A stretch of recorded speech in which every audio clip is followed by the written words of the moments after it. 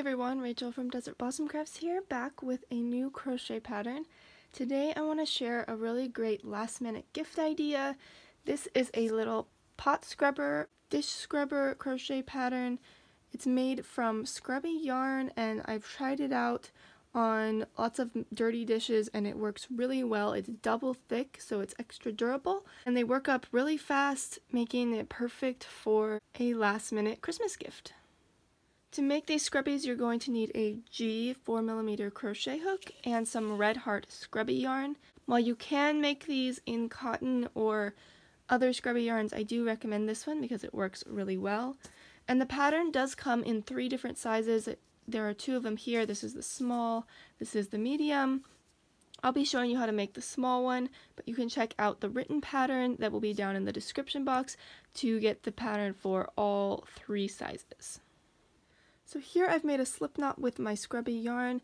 You can already tell it's going to be a little bit different than working with regular yarn, just due to all this extra stuff on the yarn. But you will get used to it as you go. So we're going to start by chaining 11. 4, 5, 6, 7, 8, 9, 10, 11. So here's what our chain looks like, and you just, when you're trying to find the chain to work into, you just want to look at the actual stitches, ignore all this extra stuff coming off of it as best you can.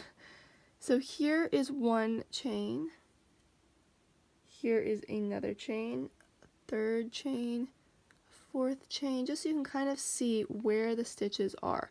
So we're going to skip the 1st chain and work right here into the 2nd one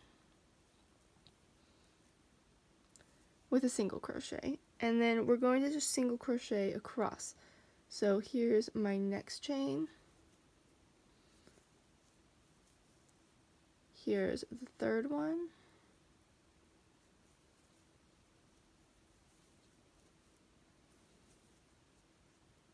four, 5. So now if I bring this up real close, you can see there's our next one. So you want to look for that familiar chain look that you're used to seeing. 6, 7, 8, 9, and here is our last one right here to make 10 stitches. So this scrubby has about 10 stitches, not about, it has 10 stitches across, and that's going to be the number for the entire scrubby. So get used to counting while you work.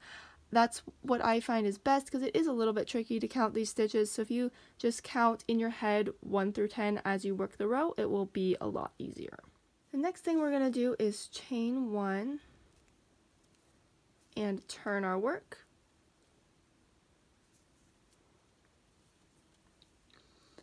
Now you can see here again are our stitches 1, 2, 3, 4. So you can kind of see, especially if you look from the top, you can see the V's a little bit better. Here's a V, here's a V. If you're having trouble seeing them, you can also crochet by feel. So if I feel over here, here's my first hole right here. So I'm going to work my first stitch there. Then I like to keep my fingers there and just move them over, and there I find the next hole right here. And we're just single crocheting across for this row. Here's my next one. Here's what it looks like from the top. You can see that V there. 4, 5 is here. 6, 7, 8, 9, and my last one. The last one can be a little bit tricky to go into, but you still just want to find the stitch and make your single crochet. Alright, so there's row 2. Now the scrubby is made by doing a long rectangle and then folding it in half to get that double thickness and crocheting around it. So at this point you know all you need to know. You're just going to keep repeating row 2 until you have a rectangle that measures 5 inches long. So the finished scrubby is going to be 2.5 inches folded in half about. So keep going till you have 5 inches of just rows of single crochet. But one more thing, just a tip for working with this yarn. I'll do one more row with you so you can see. Sometimes when you pull through a stitch, your hook will get caught and you'll feel like you can't pull it up. Right now it's not happening because it's hard to force it to happen, but what can happen is when you're coming through, you may pull on a strand from a previous row and then you'll be like, your hook will be stuck and you like can't get it. Or even on this it can happen too, it will feel like you can't get it through. If that happens, resist the urge to just yank it because that will rip part of the yarn from a different section. If that happens, what you want to do is just ease your hook back through and let it get uncaught. Sometimes there will be a little extra strand that your hook is around that it caught and you just want to unloop it from that. Obviously there's nothing there now, but you just want to unloop it and then pull through a little bit more carefully, making sure you don't catch anything else.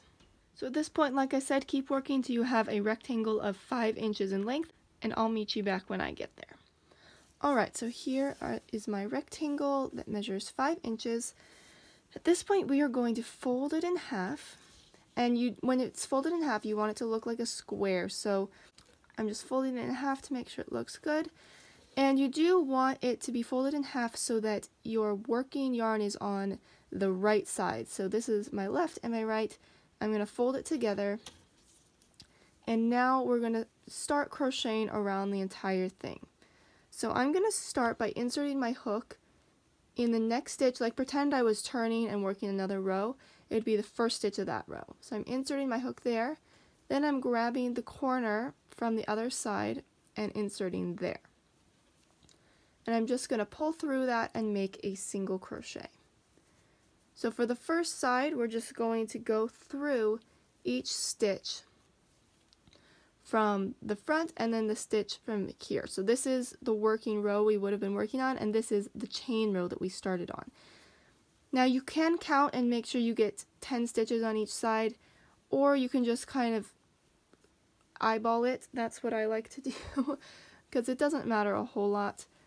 And it can be hard to see, especially where the chain stitches are, like each individual one.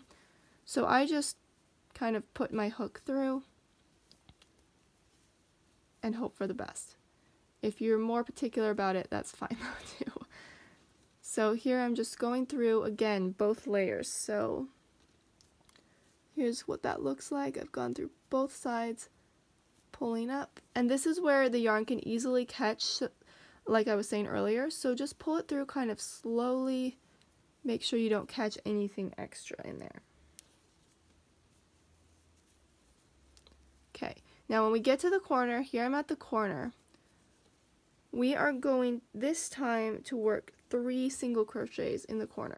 So here's my last stitch of the side. I'm going to work a stitch in the corner, 1 stitch, a second stitch. This is going to be a little tricky for me to pull through since I have the knot. There we go. 2 and then 3. Now, I'm actually not going to work 3 because I have that knot there. But you would work 1 more in that same stitch, and I'll show you again when we get to this corner. So now we're going on the other edge. So this is 2 side edges, and we're just going to do the same thing. We're just going to find spaces to put our hooks. We don't have any like regular stitches for this one. And this is actually where, okay, here I've pulled through too much. I literally cannot move my hook. So I need to take my hook out and pull through very carefully. There we go. Pull through. I'm just kind of finding places to put my hook where there's holes that are easy to work into. So there's not an exact science to this. There we go. Here's one. Okay, and we're almost to the corner here. So now I'm going to do the corner right here. This one should be easier to show you. One, back in the same stitch, and you can kind of mark it with your thumb and middle finger if you have trouble seeing where that same stitch is. Just hold on to that space right there. Alright, so there you can see the corner has been made.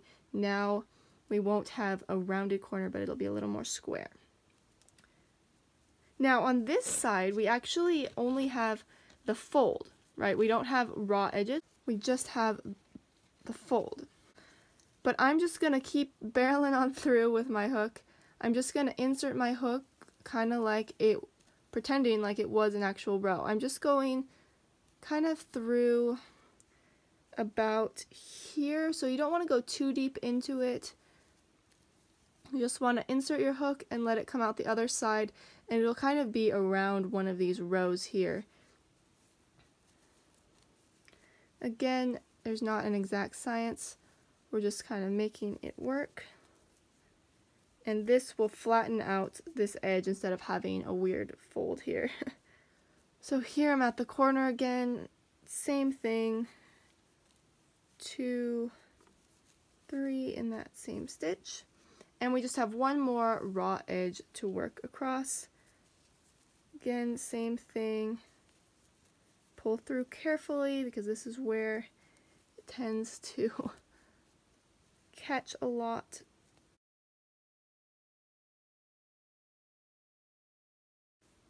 Alright, I'm getting close to the end here. So when you get back to the first corner, we already worked one stitch here. We need to work 2 more in this original corner here to complete the piece. 1 and 2. And the very last thing is to slip stitch in the first single crochet. If you can't quite see where that is, it's okay. I can barely tell at this point, but I'm just going to go where my best guess is, which is about here, and slip stitch. As long as it looks like a corner, you're fine. Okay, so that is it. You're totally done. You're just going to cut your yarn, fasten it off, and weave in your ends. I hope you guys enjoyed this tutorial. If you did, please give the video a thumbs up and come subscribe for lots more crochet patterns and stitch tutorials. I would love to see you around my channel more. Bye!